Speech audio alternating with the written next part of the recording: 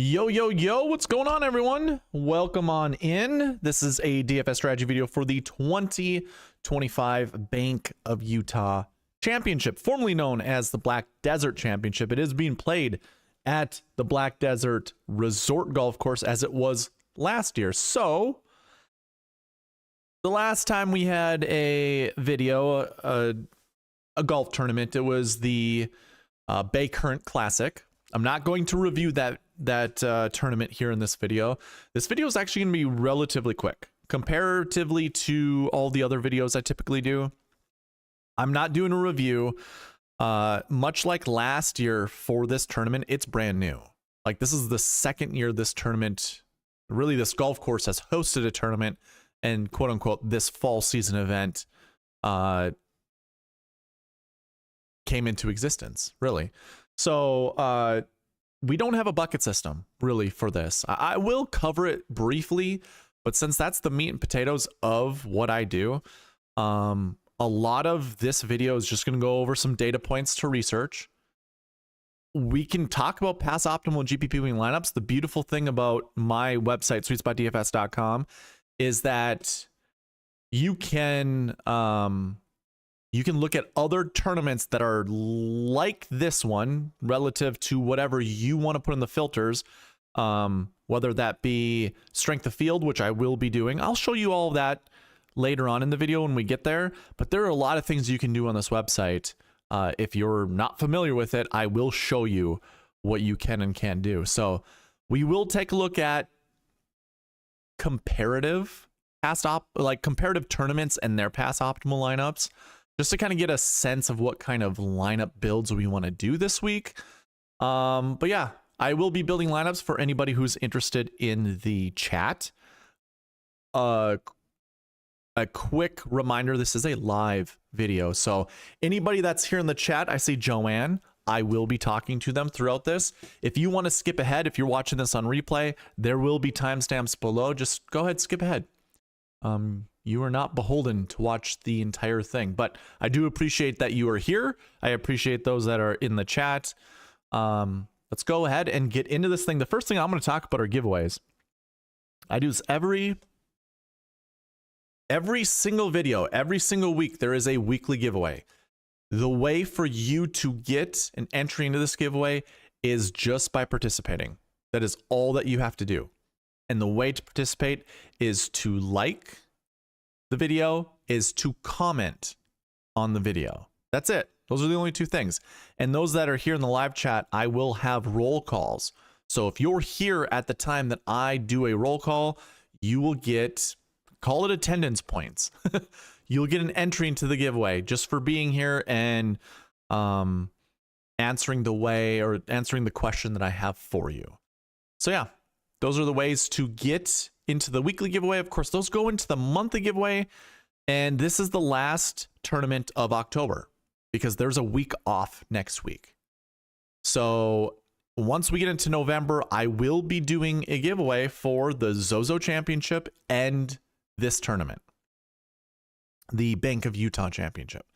So, oh, I said Zozo. I meant Bay Current Classic. It's the same thing. Same thing. So anyways, yeah, we only have these two. So if you want, entries in there, you can win a monthly membership to SweetSpotDFS.com. If somehow we can reach 900 subscribers by the end of the month, I will also give that person a t-shirt to go along with the monthly subscriber giveaway. So yeah, we have sub goals, trying to reach those. Be wonderful if we could. It is the fall season with PGA, most likely won't happen. So all is good. All is good. But those are the giveaways that I will be running. And of course, those run into this giveaway. This is the big one. We will reach this, I imagine, next year. Next year, probably by the Masters, I think we're going to reach this. It is a $1,000 giveaway. I'm giving away $1,000 worth of giveaways. Two of them being a cash value of $100 each. And then there's a lifetime membership at SweetSpotDFS.com and an annual membership. So a full year's worth of access to SweetSpotDFS.com.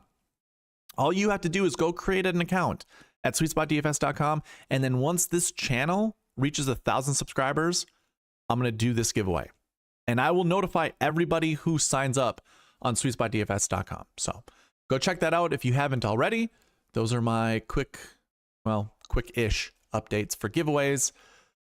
How about this? Let's go ahead and run the giveaway for this last week. I have it up on the screen right now. There are only 10 total entries, with AJ Love getting 2 for providing the comment in the the comment section that I was asking you to do.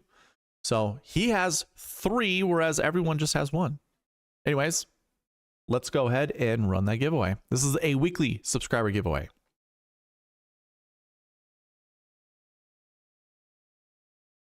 Nathan Johnson. Nathan, I think, won last year or last week. Congrats, Nathan. I am noticing that I'm not getting any feedback on this. There we go. I did a drum roll and it didn't come across. There's been music being played and that hasn't come across either. So my apologies. But Nathan, congrats, man. We can bank it, which I think we've done in the past. Or I can send it to you through Venmo, PayPal, whatever works for you.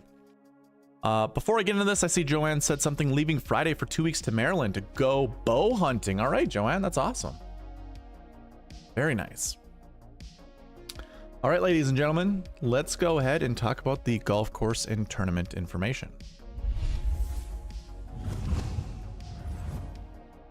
If you want to follow along, this is on SweetSpotDFS.com. There's a link for it in the description. Just go click that. This is behind a paywall, so you will need to be a weekly, monthly, yearly, or lifetime member. I keep forgetting to remind people you can be lifetime members. We have a limited amount of lifetime memberships available. It will be for life. You will be a member on this website or for this website for life, and you will be able to provide feedback, suggestions, all that good stuff, just for one flat rate. So go check it out. Go to the homepage, you'll find it there. Anyways, golf course stats. If you want to take kind of a rundown, this is the Black Desert Resort. 7,300 yards, par 71. It's a Wisecop design. You have bent grass all over the place. And I looked at last year's course statistics. They're the same as this year's. The rough is the same. The greens are the same. The fairways are the same. I imagine that has nothing to do with laziness. Sometimes the superintendents are very lazy and they don't provide the information to the PGA or the tournament coordinator. Doesn't really update these, but I imagine it's going to be about the same as last year. And if there's one thing you need to know about this golf course, if you haven't heard it from all over the place, there is lava rock that surrounds most of the holes out here. The fairways are super wide. It's a resort style golf course. So last year, the whole thought process going in, the fairways are so wide you can't miss them. Well, Michael Kim was a part of the featured groups in that Thursday, Friday, and I remember watching. He missed the fairway plenty. And I'm not saying that they're more narrow or it's tighter than you think. I'm just saying some golfers, they can get pretty erratic. So if there are golfers that you're interested in that you just know are erratic off the tee, Michael Kim made the cut, and I think he even pushed for a top 10 finish. I'm pretty sure. Here, let's double check. I don't want to lie. And I just remember going, you got to be kidding me, because I think a lot of people were on Michael Kim last week or last year at this tournament. I was not. Okay, he missed the cut. That's what I thought. All right.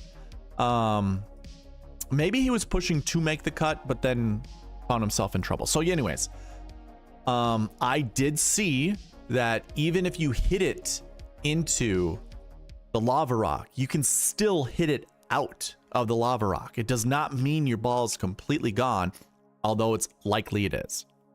And it's unlikely you're going to be able to hit it out of there. So I don't know. I'm conflicted when I listen to people talk about this golf course. Like, I do my own research and then I will listen around, and pretty much the same thing kind of applies that I'm kind of saying.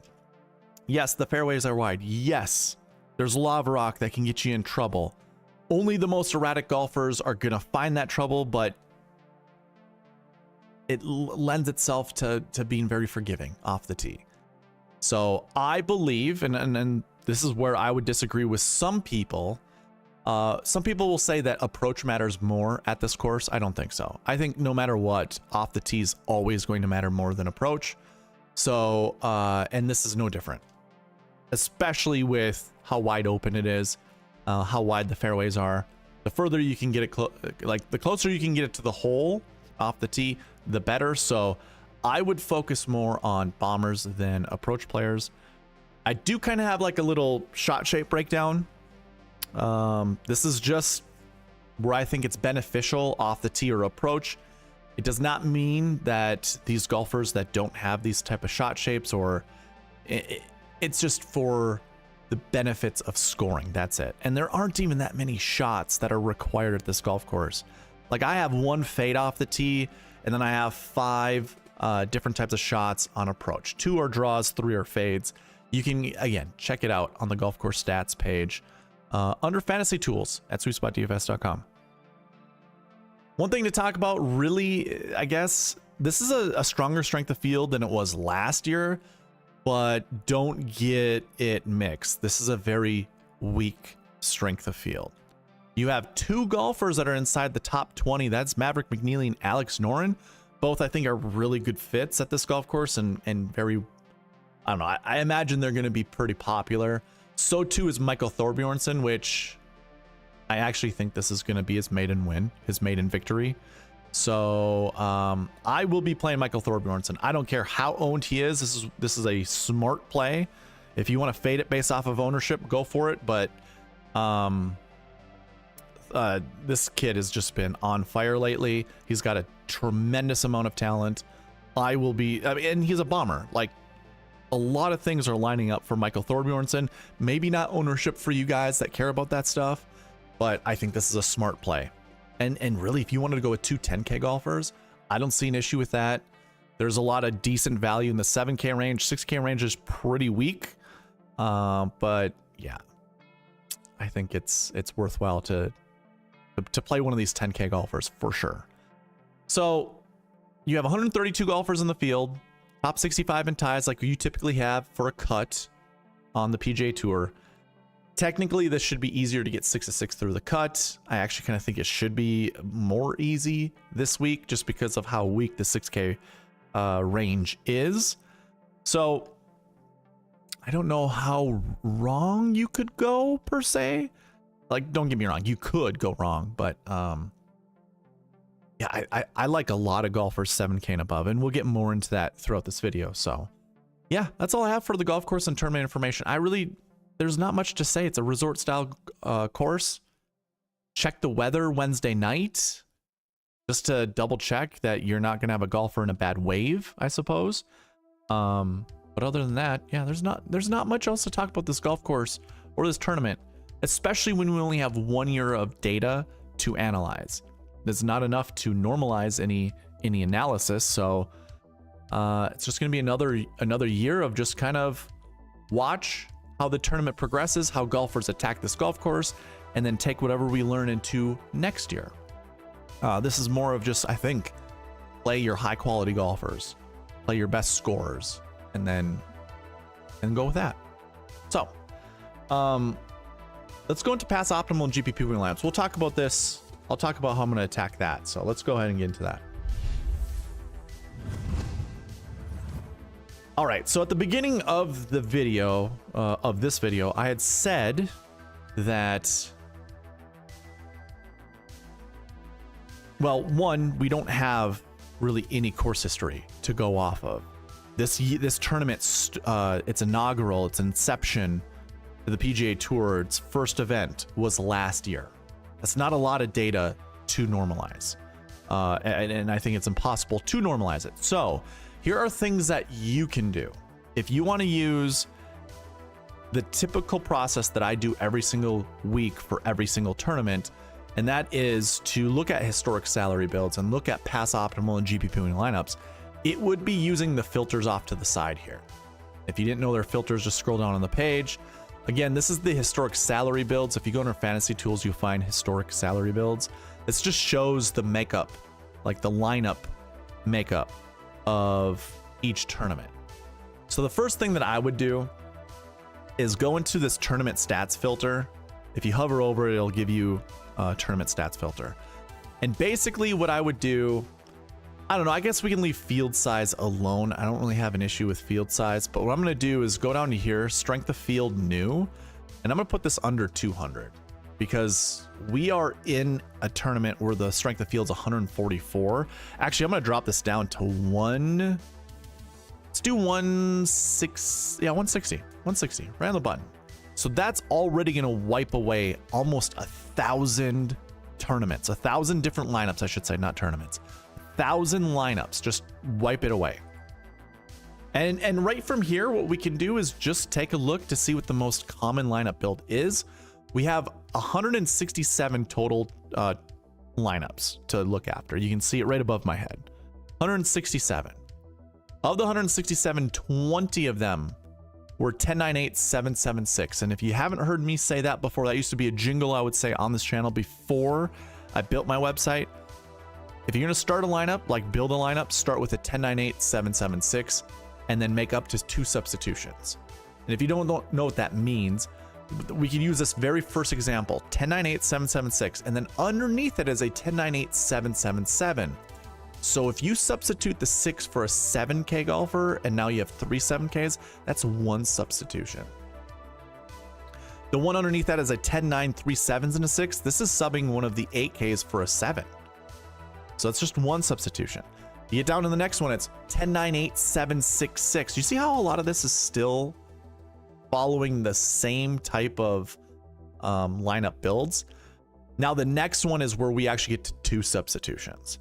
So you can see a 10-10-7-7-7-6. So you might be asking, how is that 2 substitutions? Well, I don't make a substitution from like going from an 8K up to a 10K. I always just go the next tier up. So if I were to tell you to start with a 10-9-8-7-7-6 approach, if we take that 9 out and we sub it up to a 10, that would be 1 substitution. But now in this lineup, we're subbing that 8K. So if we just do the 9K up to a 10, then it would just be a 10-10-8-7-7-6. But we don't have an 8K in this lineup. We actually sub it down for a 7 to make 3 7s. So we have a 10-10, 3 7s, and a 6. And that's what I mean by 2 substitutions. So another way that could look is this one right here. 10-8 and 4 7s. So actually, this would be 3. Technically, this would be 3. And I'll tell you why. There's no 9K. You sub it down to an 8K. Well, technically, that should mean we should have 2 8Ks if we start 10-9-8-7-7-6. But then we sub one of those 8s down to another 7 to make 3 7s, but we sub a 6 up to a 7. That'd be 3 substitutions. I know that's complicating. You don't have to worry about that. Just start with a 10-9-8-7-7-6 approach, and, you know, maybe have 3 7s in there instead of having a 6. Or maybe you can even go 10-9-9-7-7-6. Like, you can do whatever you'd like, really. But these are the most common lineup builds. I mean, the 10-9-8-7-7-6 doubles over any other lineup build. And then a 10-9-8-7-7-7, that's, if you add both of those up, you get 20% of all lineups. To me, it's just the easiest way to build lineups. And because I put in that filter of strength of field, which I think is probably the best filter to put on this, other than maybe bent grass, because this is a bent grass golf course.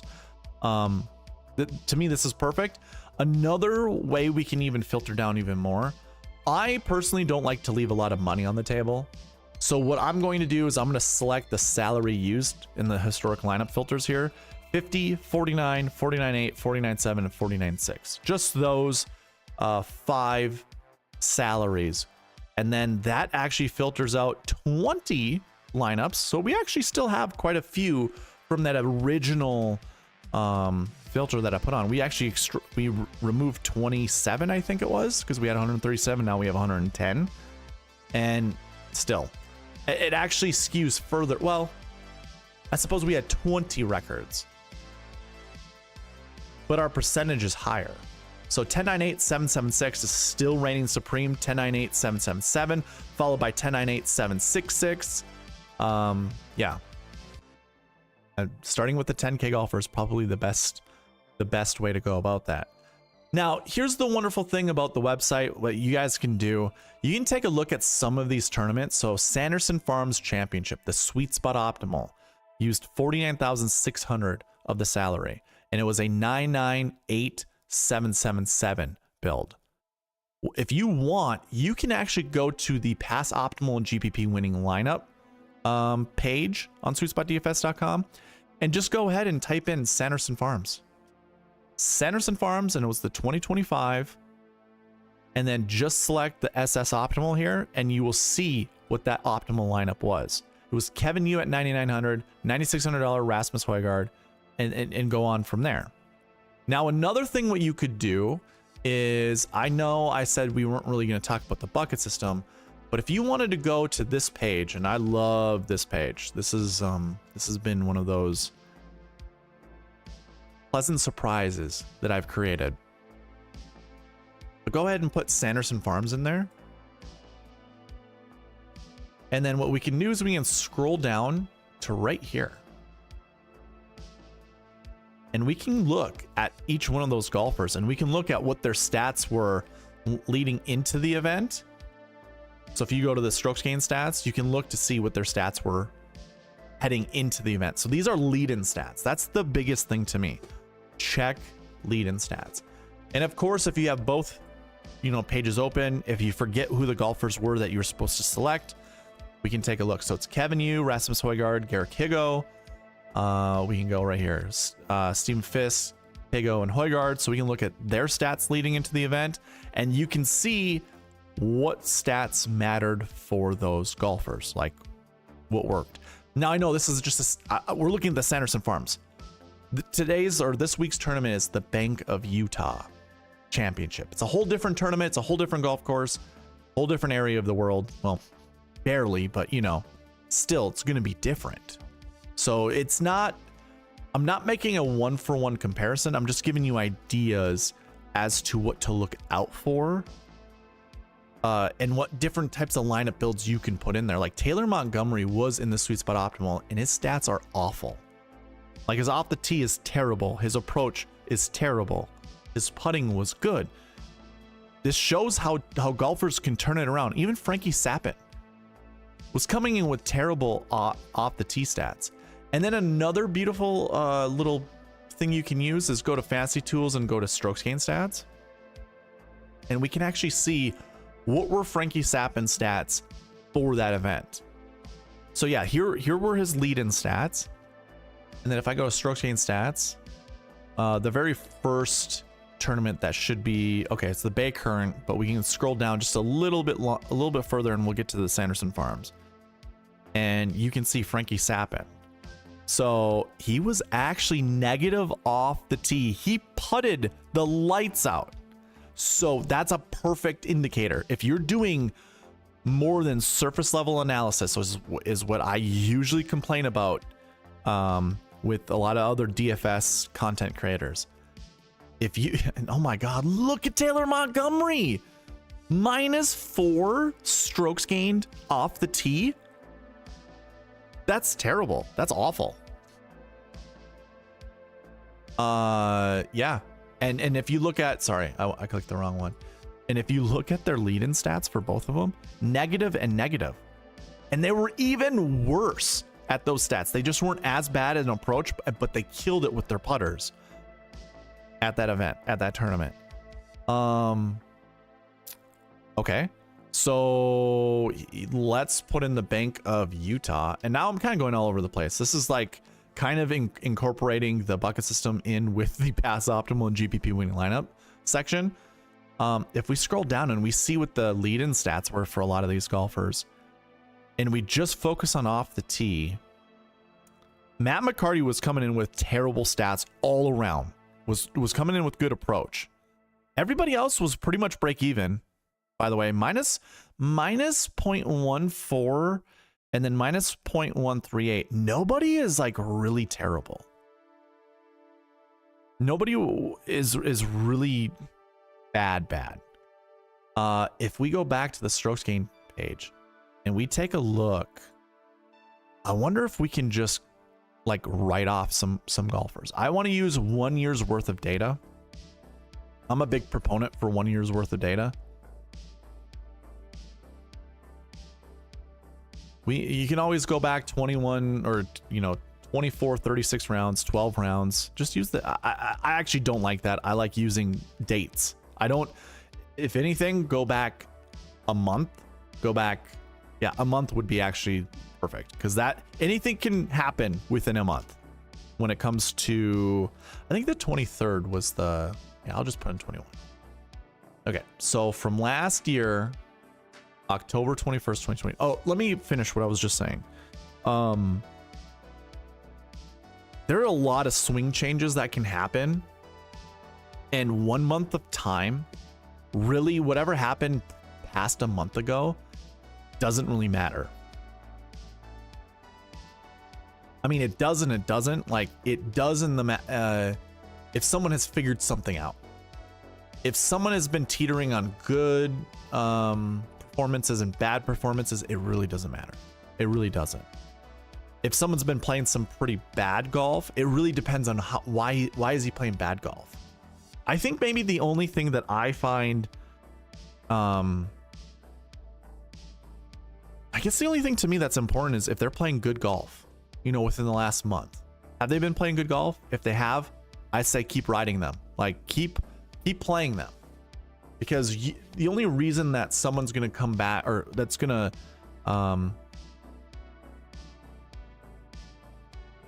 basically play bad golf after playing good golf, is they got injured, they've been playing too much golf, there's some psychological issue, whether it's like something happening in the family or whatever that's causing you to be unhappy, anything like that, life events, breakups, stuff like that, whatever's happened with family, pets, that kind of stuff. Those are things you're not going to know unless you're in the know. But good golf is very difficult to unrail or derail. Sorry, derail. It's very difficult to derail. If you're still playing good golf, you're going to continue to play good golf. Anyways, bad golf. I think if you can find little hitches, like you're going to do good here and there, but you're not going to maintain. You're always going to come back to the mean a little bit.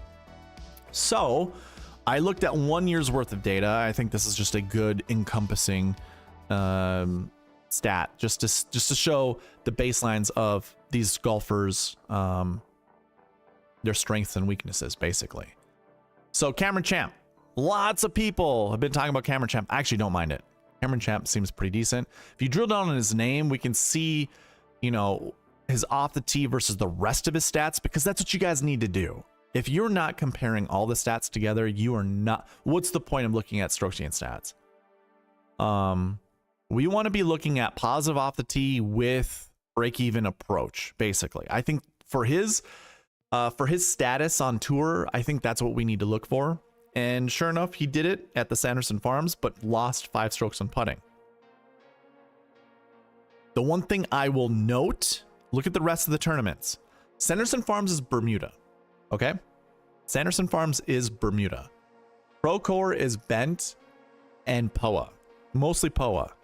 3M Open is Bent. ISCO, which is the Barbasol, that is also, I think that is Bent, right? I'm pretty sure it's Bent. John Deere Classic is Bent. Rocket Mortgage is POA and Bent. RBC Canadian is POA and Bent. Myrtle Beach Classic would be Bermuda. So if you look, he missed the cut at Myrtle Beach. He also missed the cut at Procore, but he did not have his A game on with off the tee stats. Do not look at his putting and go, oh, hey, he wasn't so bad on putting. I mean, I guess you could, because it's not Bermuda, but at the same time, he played such terrible golf in all of his other stats. Something is going to have to be positive unless they're just that bad. But you have off the tee at Sanderson, which was up, and bad putting. The rest of these being Bermuda and whatever, and it's like 20th place finishes or better. Yeah, sign me up. I like Cam Champ. Cam Champ seems pretty good. Pearson Cootie, sure. Don't have an issue playing Pearson Cootie. Let's see. What here's what I really want to do. I want to get down to the negative. So minus 0.1, let's say minus 0.15. I think somewhere in this range is where I'm going to cut off golfers, and I just don't want to play any of them. Oh man, I'd have to see, but you want to drill down on some of these golfers to see the reason why their off the tee stats are bad. So Wyndham Championship, Carl Phillips, minus 3.28. If you just scroll across, we can look at his driving accuracy, which was 50%. That's not terrible. 283 off the tee is very short. I don't know why. Like, this could just be decision making gone bad. So he could have clubbed down and just missed the fairway, which will really hurt your off the tee stats. So that's his worst one, minus 3.28. If you remove that, I imagine his driving goes back to being even. So this is one of those scenarios where I would say maybe Carl Phillips doesn't belong here when it comes to off the tee stats. Just throwing that out there. Frankie Molinari, yes, he does. Matthew Rydell, I don't know enough about his game, but it looks like he is kind of average on driving distance. Pretty accurate. He's got one down here that's less than 40. It's 30 or a couple, 39, 39. I mean, he's not to trust. Like, his stats are terrible. I don't even know why I'm looking at his stat profile per se, but these are like 6K golfers. Matt Wallace in the 8K range. His is not good off the tee for whatever reason, and he mashes it off the tee. Like, this is about average, but it's a little bit above average for distance. I don't know why. I mean, it's not that bad on accuracy. Why is it so kind of middling?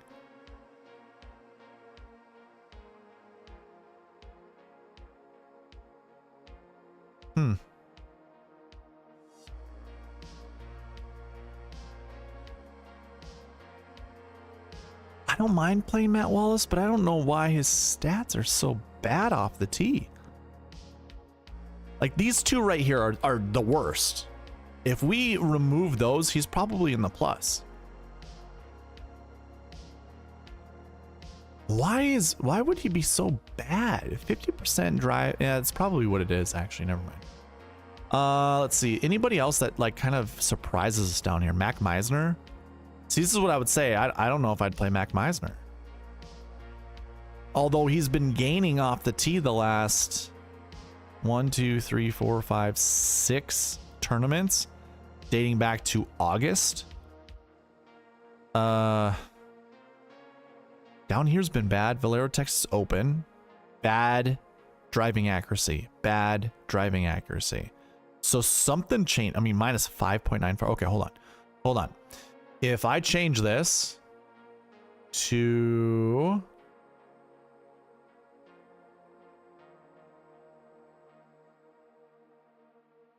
March 1st,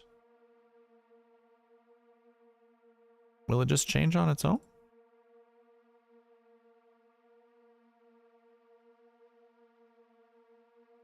No, those are still there. Okay, so it's not March 1st. It would have to be like July, right? Or June 1st? Where's our boy? There he is, up here. Positive. He's in the positive. See, this is okay.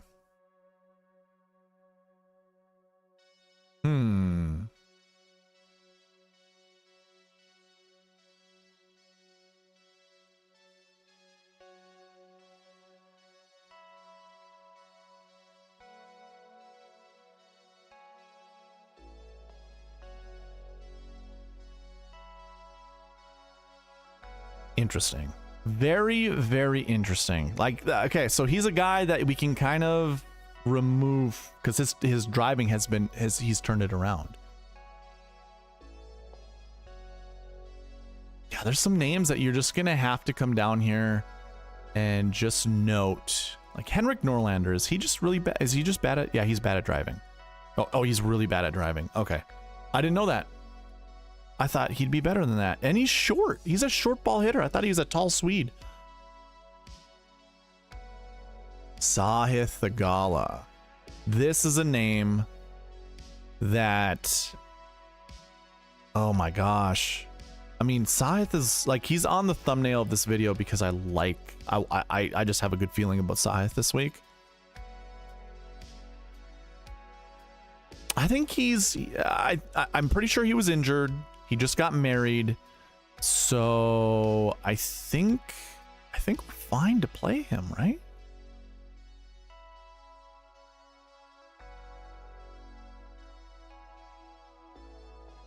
I mean, it's right here. This stretch right here is scary. And this stretch right here is just bad. So too is the Hero World Challenge. Huh. I think that's just one of those plays that you just gotta either just tough it out. And, well, I'm probably gonna back off a little bit, I guess. But yeah, a lot of these golfers down here, I think I'm just gonna pass on, including Taylor Montgomery. 6th place finish with -4 off the tee. No thank you, man. No thank you. Man, and I was actually thinking I wanted to play Taylor Montgomery this week. Those are all terrible off the tee stats. He literally saves himself with the putter. Yikes, dude. Yikes. Okay. There's some other names down here. Hoagie, Del Solar. Insane.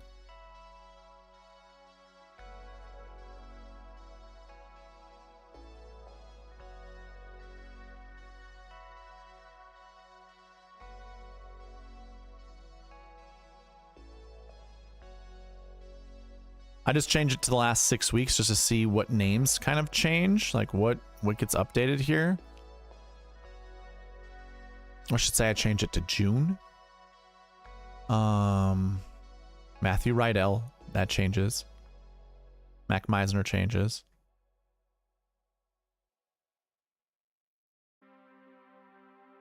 Okay. I really don't know what else. Yeah, I don't see anybody else that was down below.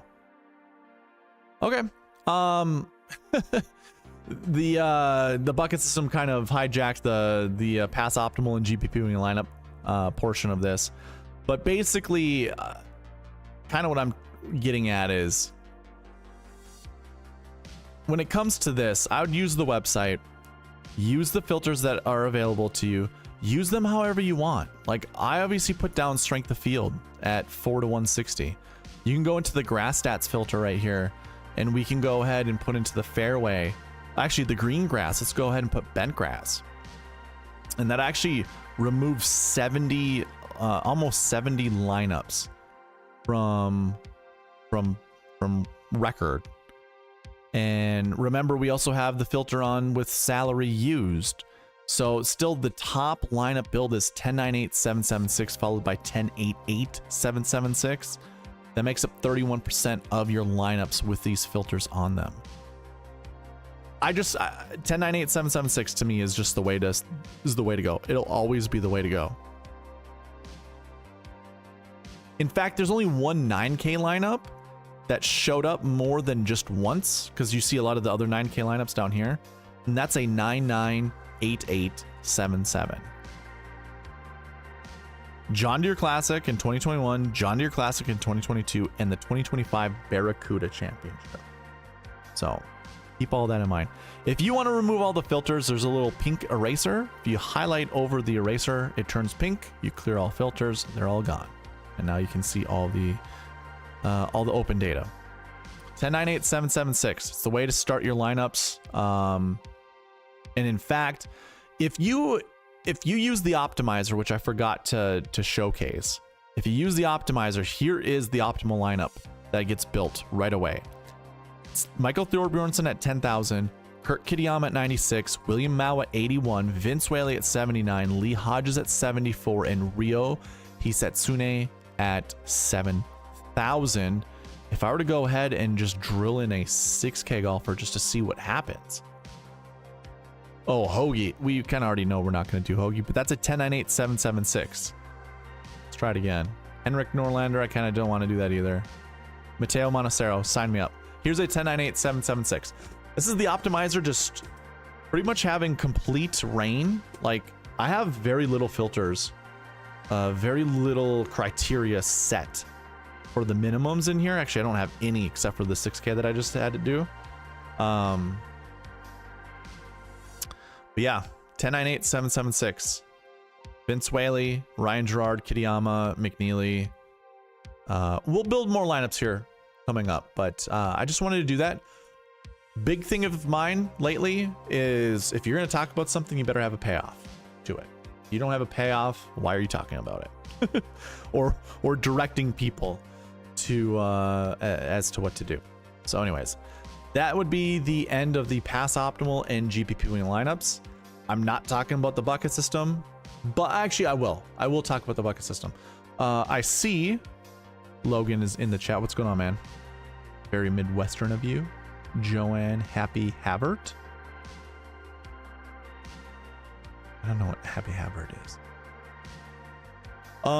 Okay, let's talk about the bucket system.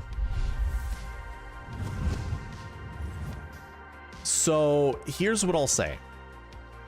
This is the bucket system for the Bank of Utah Championship, which used to be called the Black Desert Championship. If you look at the numbers here, there's not a lot. If we scroll down on the page, by the way, this is SweetSpotDFS.com under the bucket system. We scroll all the way down to the bottom and we just remove top 10 counts. One column gets populated. That's 2024. That's because last year was the first year this tournament was played. It's the only year we have data for. So there's really no analysis that can really be done from what we saw last year. Like we can go ahead and just do the very shotgun quick analysis that we see with, you know, whatever stats that were accumulated. But when it comes to the bucket system, we need more than 1 year's worth of data. We need more than 2 years worth of data. We need at least 3 years worth of data in order to really understand the tournament that we're analyzing. Now, if we don't have that data, what we can do is analyze other tournaments that had inaugural tournaments that happened, you know, within the last 5, 6, 7 years. So here's what I did. I looked around and I removed Bank of Utah from here and I typed in the 3M Open. This is the tournament in my backyard. This started in 2019. So when I scroll down on this page, and of course you can see all, this is the summary of the bucket system right here. You got top 10 stats, optimal lineup stats, top 5 stats, and top 20. You can glean from that whatever you want. But for me, what I'm going to do is I'm going to scroll all the way down here to the bottom, and I'm going to look at all the bucket totals. So like I told you, this tournament started in 2019, and you can see in 2019, we have a bunch of zeros here for the last year bucket. You guys can see the last year bucket. It is this column, this row. These 6 rows are the last year buckets. And then 2019. You see it's 0. And then we have some for last week. That's because there was a tournament that was played the week before. And so therefore we have numbers, but we can't have numbers for the first year a tournament was played from 2019 for the 3M Open, that is, because there was no tournament before it.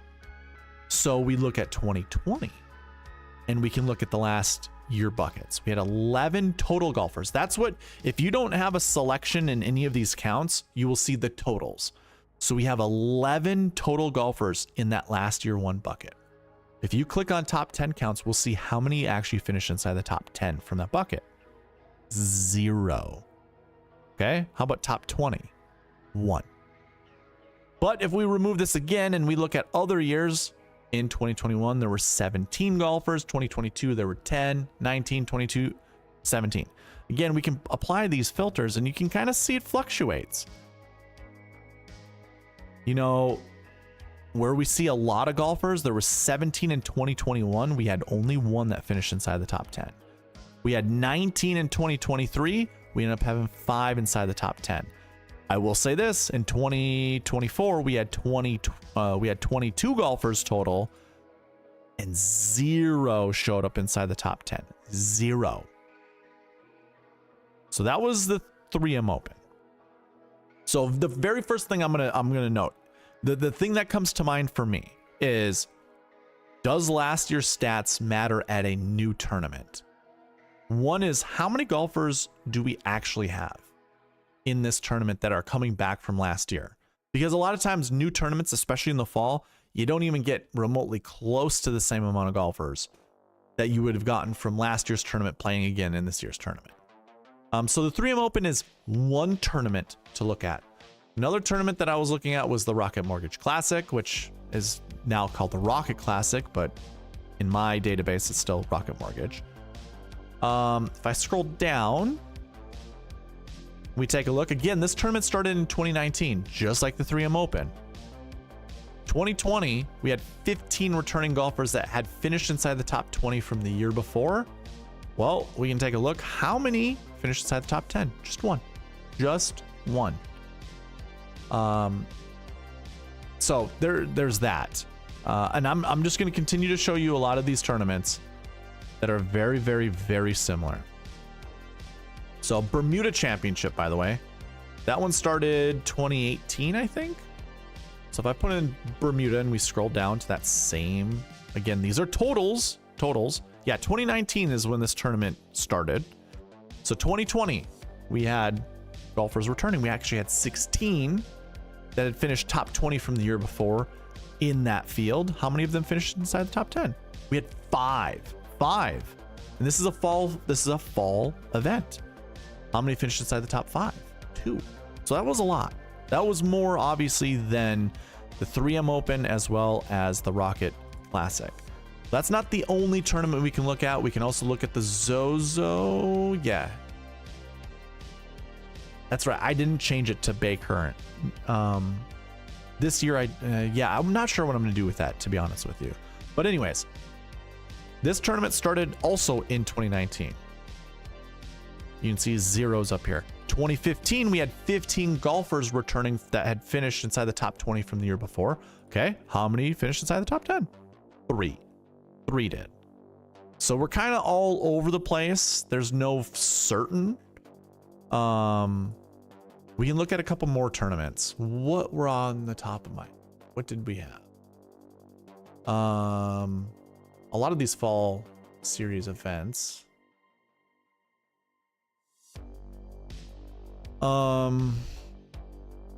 Shoot. Those were the only ones I could remember off the top of my head. I can pull up my database and take a look. What's going on, guys? What's up, Lombardi Lee? Good evening. Happy Harvest. I see. Okay. I just want to look at some tournaments that a start date.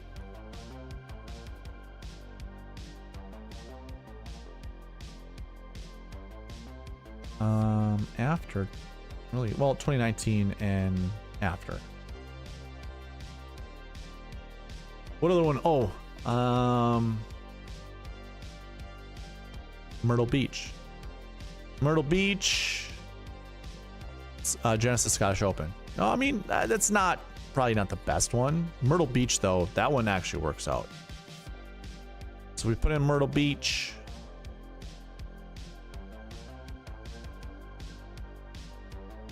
Okay. And we take a look. So 2024 was the first event. Look at this. 2025, we had 16 golfers coming back that finished inside the top 20. How many finished inside the top 10? 4. Okay. So, I mean, it kind of fluctuates. And so I did create a summary, and I don't have a this week bucket for or on the website. So we kind of have to use this, and this is what it looks like when we don't have enough data. Kind of gets a little janky, but what we can do is right here. We can look at the last year buckets, and I'll go ahead and put a filter on this just to remove confusion.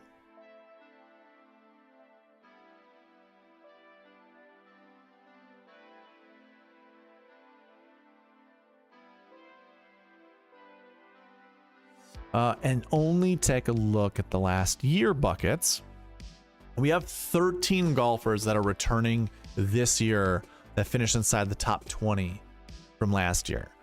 That's any indication from what we just kind of reviewed. I'd say we're not going to get many golfers from that bucket inside the top 10.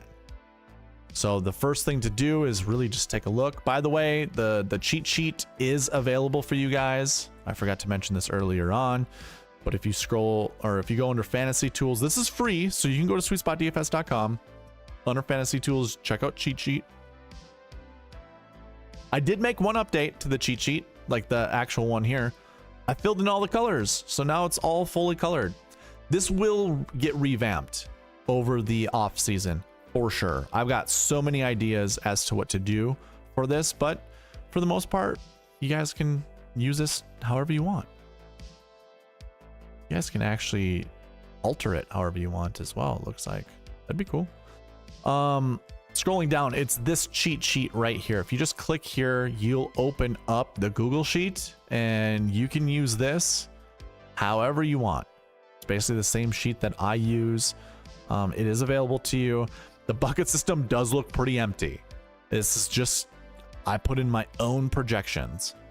So for the last year one, by the way, these projections follow the optimizer's projections. So I copied over everything from the optimizer that I just thought was the most viable, and I just put them right here. So you get the projections over here. You can see how many golfers are in each of those buckets. You can see the strength of field points that are associated with each of those buckets. Maybe that will entice you to play certain buckets more than others. It's up to you guys. Really, it's up to you. But if you were to go ahead and put a filter and we just take a look at the golfers that are last year one this week, we don't have that many good golfers, honestly. McCarty, I don't mind playing Matt McCarty again, by the way. No issue playing Matt McCarty.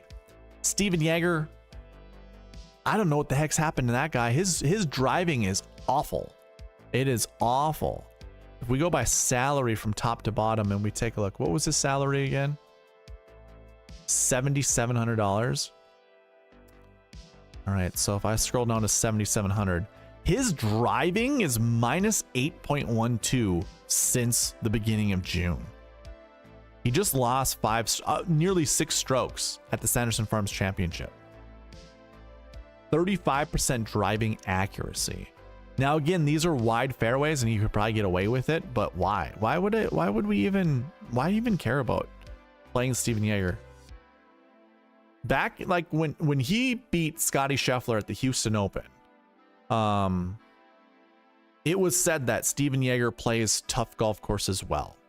This is not a tough golf course. There's no reason. I can't think of a reason to play Steven Yeager. So we'll go right back to this bucket. Don't want to play him. I really don't care about Dumpy Bo. I do like Lee Hodges. I do like Max McGreevy.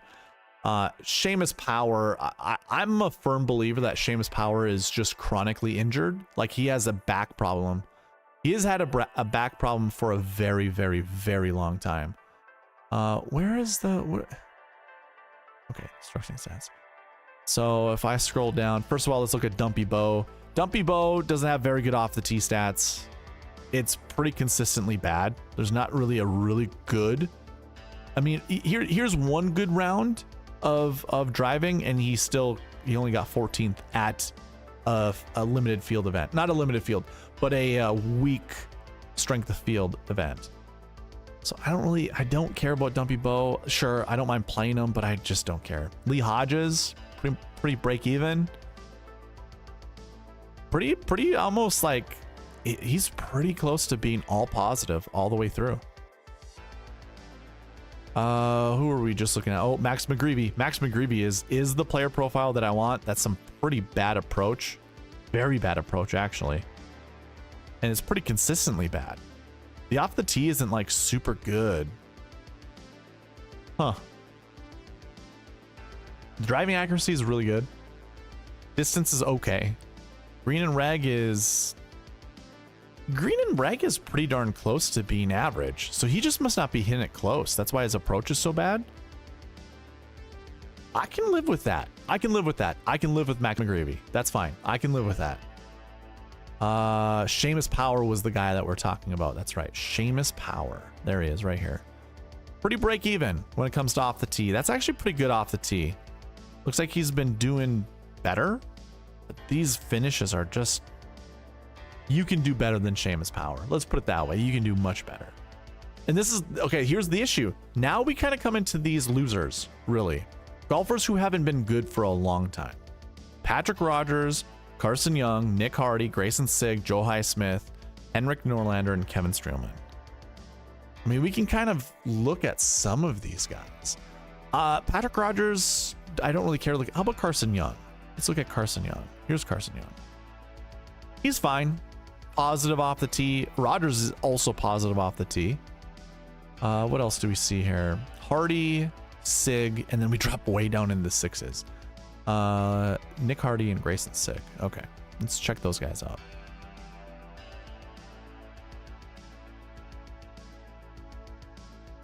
Here's Grayson Sigg.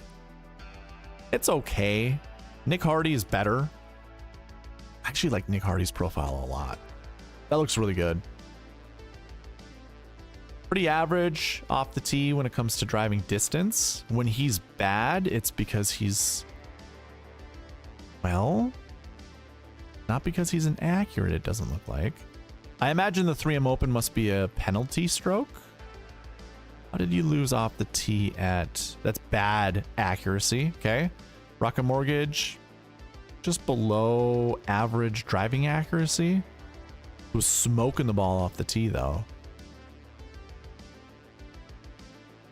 Around the green is bad. He's not very good around the green.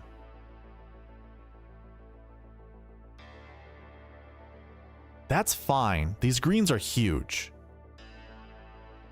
I'm going to just go ahead and just say he's not going to have... Okay, so Nick Hardy's fine. I don't mind Nick Hardy. 6,600 is where I got to get down to the next golfer, which was Joe Highsmith. Negative across the board. All across the board. Yeah, that's fine. I don't care to play him. Bogey's just terrible. Who's the other guy that we needed to look at? It was... So Highsmith, Norlander, and then Streelman. Henrik Norlander, also bad. What the heck? Lost 7.5 at the Wyndham? He's just like, just negative. He doesn't hit the ball far. What the heck? Kevin Streelman. Just old man Streels. Yeah, I don't really care. Okay, so this last year one bucket's not a good bucket. That's kind of what we just come to the realization. McGreevy's okay. Hodges was fine. And then it was just Matt McCarty, right? Was it even Matt McCarty? Did we even like Matt McCarty that much? I can't even remember. Did I even look him up?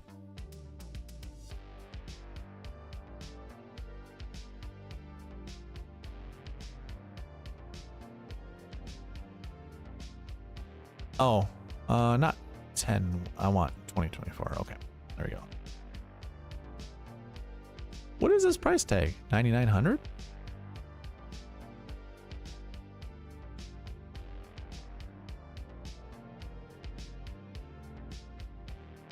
$9,000. What filter do I have in here that is not showing him?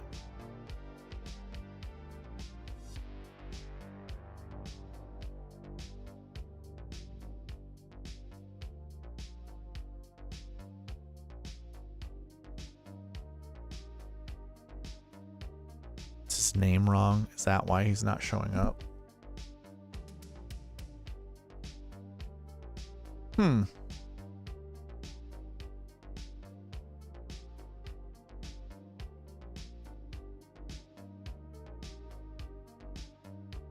don't know why his name's not showing up. Do I have it under Matthew McCarty, I wonder? I'll be so upset if that's what it is.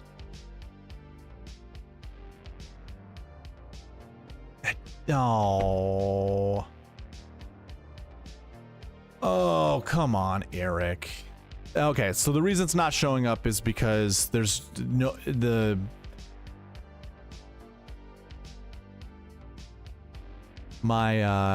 okay, this, I'm updating it right now, by the way, so it's not going to show up in this video, but because I put it in as Matthew McCarty, it's not showing up.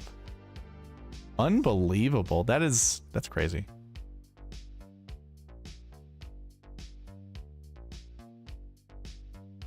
Yep, that's why. Yeah, the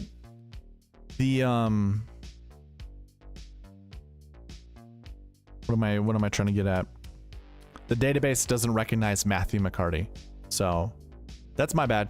My bad, guys. I really want to know what his stats look like, what they've looked like.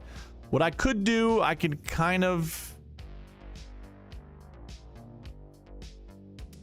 Oh, but there's Matthew McCarty right here. Oh boy. Oh, I know why it's in here. These are the golfers that are playing this week over here. Yeah, but I could use this over here, by the way, and put in Matt. Put that in. And that it'll get rid of up here, but you can take a look at what this is down here. So we're not going to get a nice little summary up there, but what we can look at is his off the tee stats, which look fine. I wish I could add them up. It looks pretty much in the positive. Like this is positive 0.17. These kind of cancel out each other. That one cancels out with this one. That one cancels out with that one. Yeah, he's in the positive. Okay, Matt McCarty's in the... Okay, I don't mind Matt McCarty. And I apologize for that. I should know better. I'm going to have to put in some kind of... what do you call it? Some checkpoint to show me that that's not right. Okay. Well, this is more than I thought I was going to talk about. I did say that this was going to be quicker than usual. And actually... Other than the Marquee Tee Times, I'll get into building lineups here. I don't have much more to talk about. I only went over the last year one bucket, but essentially what I'm getting at. Okay, let me actually, before I close up on the bucket system, because again, I'm a huge proponent, and this is what I'm going to really strive for, not only for myself, but I'm going to try to strive for other content creators to do. Come to a payoff moment. Why are you talking about what you're talking about if you don't have a payoff to go with it? So here's my payoff. I'm not using any conditionals when it comes to the buckets other than maximums. And really the only way to take advantage of what I'm talking about or okay, here's the statement. I'll repeat it. I don't think mini stats matter this week other than putting limitations on how many golfers you can play. Whereas the normal bucket system would say you want to play at least this many golfers. I'm not having any of those conditionals in there. And instead what I'm doing is I'm saying don't play more than this many golfers from this bucket. And that's because I've already done the legwork of looking at, well, I just showed you guys how I did it. Looking at different tournaments that are relatively the same as this Bank of Utah championship, looking at a lot of the maxes that came from those buckets. Like I was just showing you the last year one bucket. I went through each one of those tournaments and I saw some had 0, no tournament had more than 4, but that was only once. We had a 3, a 2, I think there might have been a 1, but mostly zeros. So you can see for last year one, I have 3 as the max when it comes to using the optimizer. But again, there are zeros. And of course, I do have the Marquee Tee Time information in here, which we will be covering pretty soon. So all in all, my payoff is use my optimizer. If you want to build smart lineups, use the optimizer that I've built. That is the payoff. And all it's just going to do is go by metric. What are the best golfers in the field? And then it'll look at just common buckets that I've seen that are relative to this tournament in other tournaments and just use those buckets. That's just to limit your exposure on bad plays, really. You don't want to put too many bad plays in your lineup. Okay, let's go ahead and do a roll call. This will be for really this is the last entry into the monthly giveaway. This is a weekly giveaway. Who's your winner? Give me your winner this week. I want to know. Give me your winner.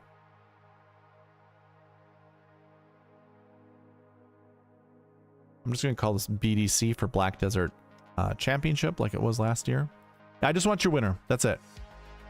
If you don't have a winner, just give me a golfer's name. It does not matter. It's just, I need your participation in the chat in order to get an entry into the giveaway.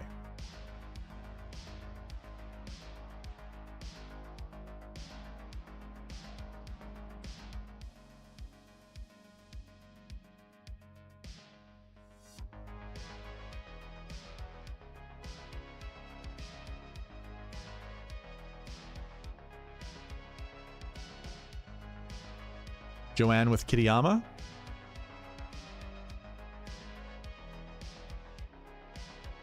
And Lombardi with Alex Noren. I like Noren. I like Kitayama. I like them both. I really do.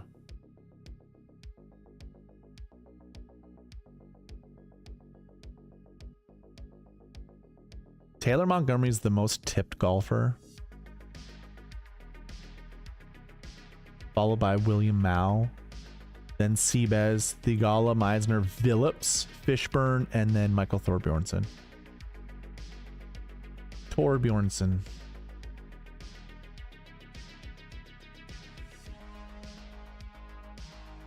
Very interesting.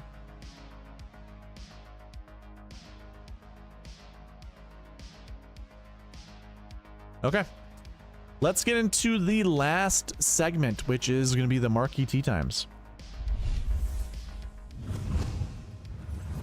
You guys can follow along with me on the cheat sheet for this. Again, you can access that on the website. Go to Fantasy Tools, little drop down, go to cheat sheet, scroll down to the bottom where it says click here, click there.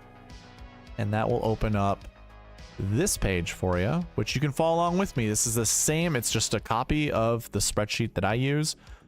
And I'm going to sort from the group rank filter that, again, is on the cheat sheet, on your guys' cheat sheet, column O. Go ahead and put a filter on it first, and then it's by column O. I'm going to zoom out just a little bit so you can see all of the golfers. Okay. So these are all in pairings of 3. That's what the PGA Tour sends out on each hole, or on hole 1 and 10. That is the group for Thursday, Friday. These are the groups Thursday, Friday. Now, what I have done is I have found out that 2 to 4 golfers, over 90% of the time, from the Marquee Tee Times finish inside the top 10. And all that the Marquee Tee Times are the best golfers grouped together. The best threesome of golfers grouped together going out Thursday, Friday. That's all it is. It's a ranking based off of the model that I created. I've been very, very consistent with this every single week and every single year. So I'm very confident in saying 2 to 4 golfers from here will be either in the optimal lineup, the GPP winning lineup, or the SweetSpot optimal. All of them are going to win you thousands of dollars. Let's put it that way. So we want to find 2 to 4 golfers, and there's one caveat to that. You do not want to pair up golfers from the same group together. So the very first group, you have Kurt Kitayama, Alex Noren, and Max Homa. Pick one of them, move on.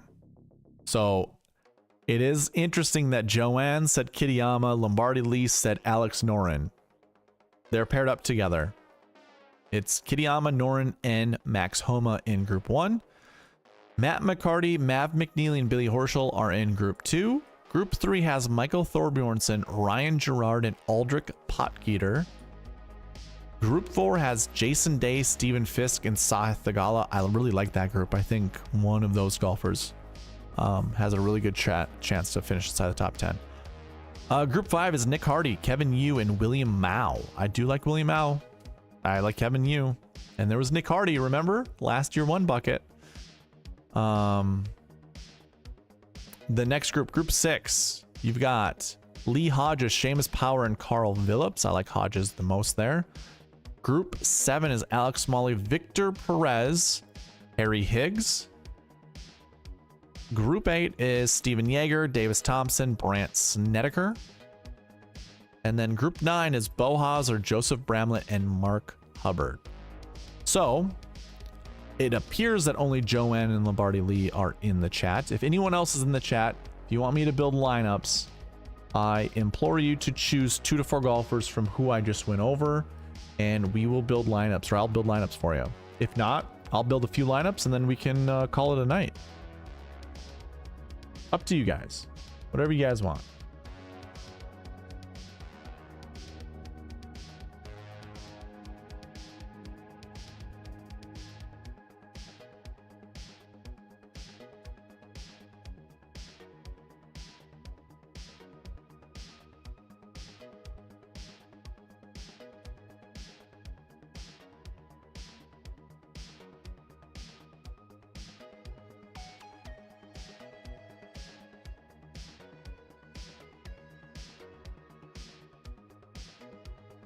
You want Kitayama and you?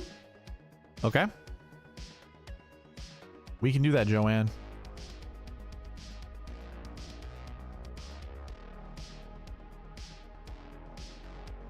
Kitayama and Kevin Yu are right next to each other. 2 9K golfers. All right. I'm not going to put a limit on this. I'll just build a few for you. That first lineup's pretty good. Kitayama, Yu, Gerard, Whaley, Hodges, and Hisatsune. That one's fine.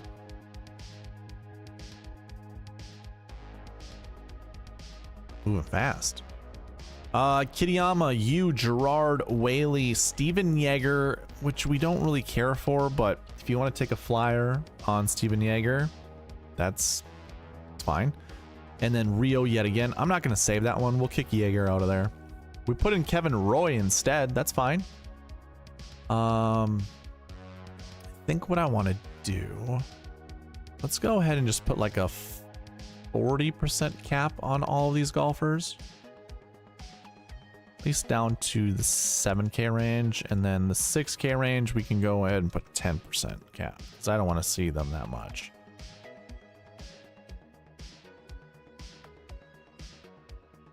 Okay. Lombardi Lee has Alex, Vince, Whaley. Who's Alex? Alex Smalley? Yeah, let me know who the Alex guy is. Kitayama, Yu, Bezadenhout, Bo Hosler, Aldrich Potgieter, and Carson Young. Kitayama, Yu, Meisner, Perez, Hubbard, Taylor Montgomery. 998, 3 7s. That's not terrible. Kurt Kitayama, Yu, Fisk, Hubbard, Fishburne, and Sam Ryder. I like that lineup a lot. Kitayama, Yu, Fisk.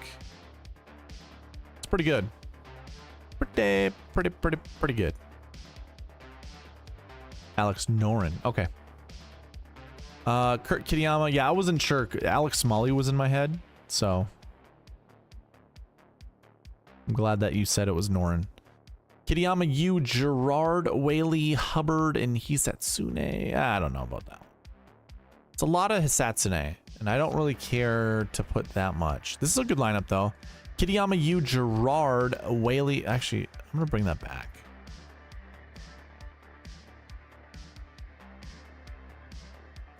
I need a way just to kick some people out. I should make these drop downs.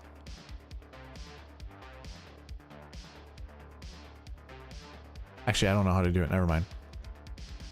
I don't really care for this one, but that's Kitayama, Yu, Gerard, Whaley, Montgomery, and Taylor Moore. Don't care. Okay. Well, we're getting into some interesting lineups. Kitayama, Yu, Gerard, Fishburne, Hosler, and Montgomery. I don't really care for that one. Here's one with Seamus Power in it. Kitayama, Yu, Gerard. That's a lot of Gerard. Gerard and Whaley. Okay. Let's kick them both. Well, let's kick out Gerard. And that one kicks out Taylor Montgomery. I just want to see some different ones, man. Just some different ones.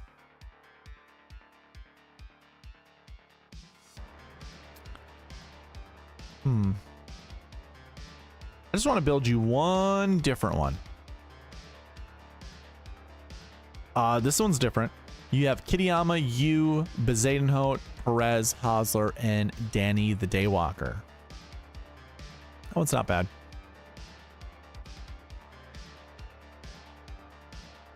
All right. We can come back to some of these lineups. Let me go ahead and build the other ones. Lombardi, Alex Noren, Vince Whaley, and Seamus Powell.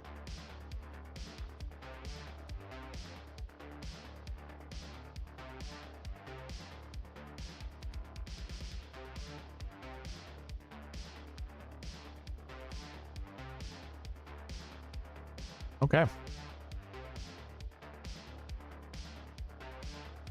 First lineup is Noren, Davis, Thompson, Gerard, Whaley, Power, and Hisatsune. Now what I'm going to do is actually move these 7K golfers to 14%. I'm over it already. Okay. Next lineup is Noren, Bezadenhout, Mao, Whaley, Jaeger, and Power. It's fine. I don't really care for Jaeger. Noren, Bezadenhout, Gerard. Okay, so Gerard's 8,000. We gotta change that up. $8,000 golfers can be 20% owned. Let's try that again. Noren, Thorbjornsen. So there's our two 10Ks. Alex Noren, Michael Thorbjornsen, William Mao, Vince Whaley, Seamus Power, and then Tom Hoagie. You can believe Tom Hoagie's turned it around. He used to be a fantastic ball striker, but he's just been terrible within the last, I don't know how many months it's been, but he's been bad, really bad. Next lineup is Noren, Matt McCarty, Stephen Fisk, Whaley, Montgomery, and Seamus Power. I don't mind that lineup at all. That's a 10, 9, 8, and 3 7s. Pretty solid. Let's not do Henrik Norlander. This one is Noren, McCarty, Mao, Whaley, Fishburne. So it's basically the same lineup we just built. Instead of Taylor Montgomery, you have Patrick Fishburne. That's fine. That's fine. Next one's Noren, McCarty, Fisk, Whaley, and Taylor Moore. I really don't care for Taylor Moore. I really don't. I'm going to go ahead and boot out Stephen Fisk. We get Noren, Thorbjornsen, Whaley, Jaeger, Powell. So that's 2 10s, 3 7s, and a 6. I don't mind that at all. I think that's fine. I'm going to kick out Jaeger and build you one more good one. Oh, I put in Jaeger. Oh, no, I kicked him out. Never mind. McNeely, Noren, Whaley, Roy, Power, and Manacero. I like that lineup. That's a pretty good lineup. Just one more. You're welcome, Lombardi. Noren, Thorbjornsen, Billy Horschel, Vince Whaley, Seamus Power, and Danny the Daywalker. That one's fine. That's fine. Okay. I'm gonna give you all a few lineups.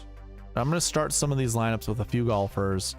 You guys can take them or leave them. Does not matter to me.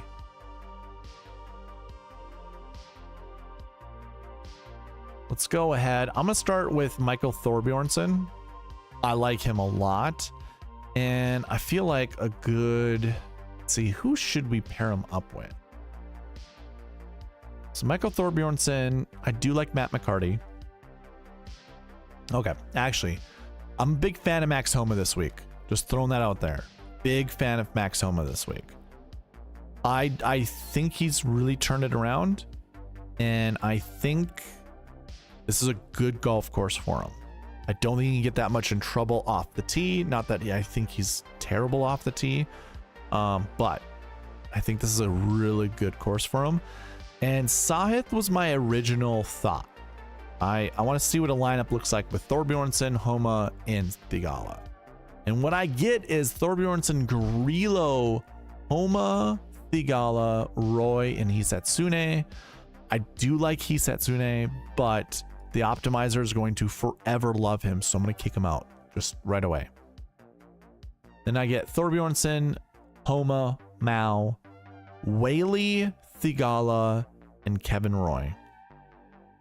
Yeah, the optimizer loves Vince Whaley and it loves Ryo Hisatsune.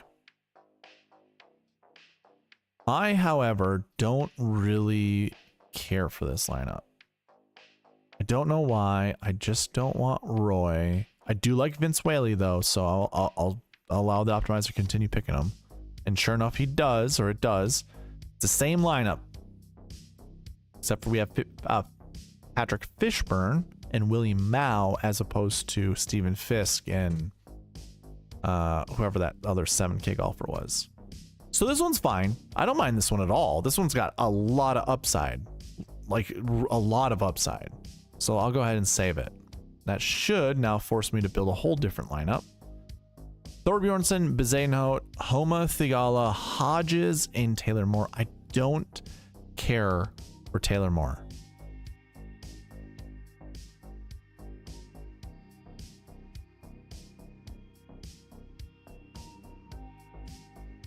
I also really don't care for Seabez, but this lineup's fine. Thorbjornsen, Bezuidenhout, Homa, Thigala, Hodges, and Carson Young.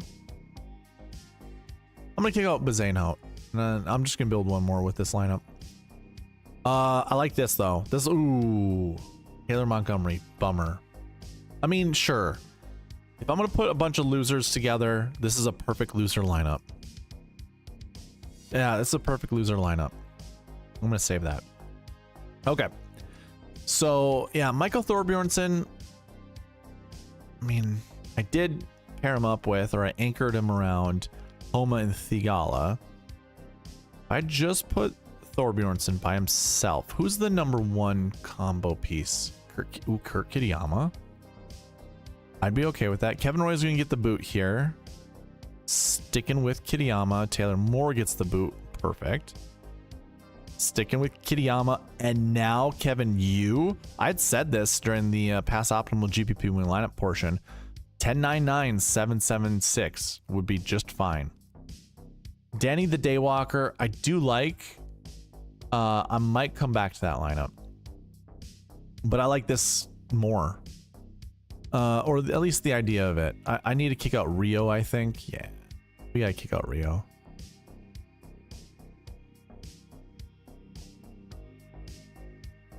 Optimizer just loves Rio so much.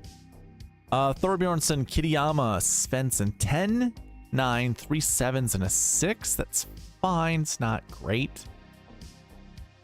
2 10Ks here. Noren Thorbjornsen, Svensson, Jaeger, Hodges, and yeah, we don't want Norlander. I'll do Max McGreevy, and I get Mac Meisner in here. Oh, Steven Jaeger, bummer.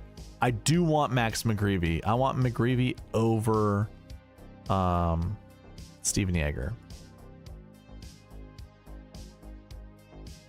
Thorbjornsen, Kitayama, Bezuidenhout, Hosler, Hodges, Joe Highsmith. No, thank you. This one's fine. Thorbjornsen, Kitayama, Meisner to go 10.98, and it's Hubbard, Hodges, and McGreevy for my 3 7s. I think if I wanted to, I'm gonna try to remove Hubbard and bring back McGreevy. Just see what this gives me.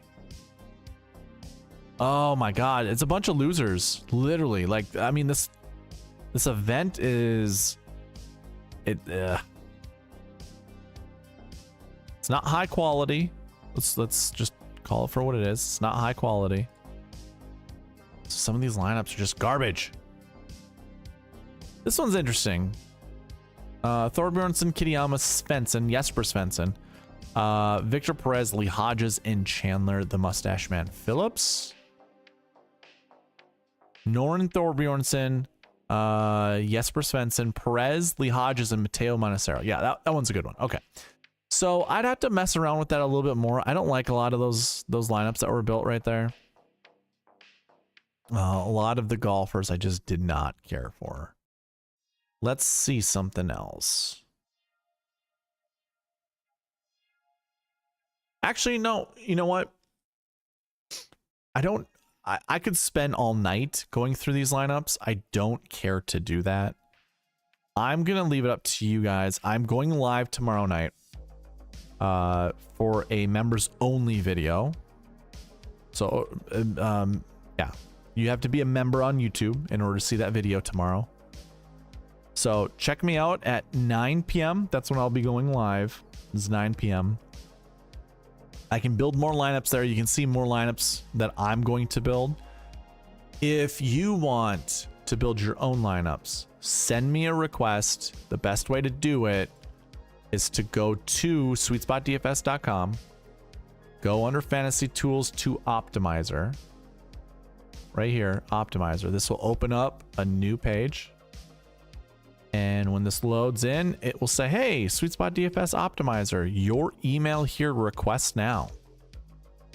And then it says the email will be sent to the optimizer will be sent to the email provided in the request. Please check your junk mail if you do not see it in your inbox. So this is how you get the optimizer from me. Just throwing that out there. But yeah, this is a good place to end it. A shorter stream, because really, nobody's watching. I appreciate everybody here that did come in. Lombardi Lee, Joanne, Logan, appreciate you guys. I'm not sure who the 4th or even the 5th viewer is, but appreciate you all being here. And yeah, we're gonna call her, or we're gonna call it a night. Reach out to me on any of the socials if you got any questions. Again, I will be live tomorrow night for the member only video. You got to be a member on YouTube. So if you don't know how to do that, there's a little $sign down in your little chat box. Click on that and become a white tier member. $4.99. $4.99 a month, and you get to watch all of the exclusive videos that I create. So, all right, guys, appreciate y'all being here. I'm taking off. Let's see. I think the best way to do that is to do this and then do this. Thank you all for watching. I will see you in the next one. All right, bye.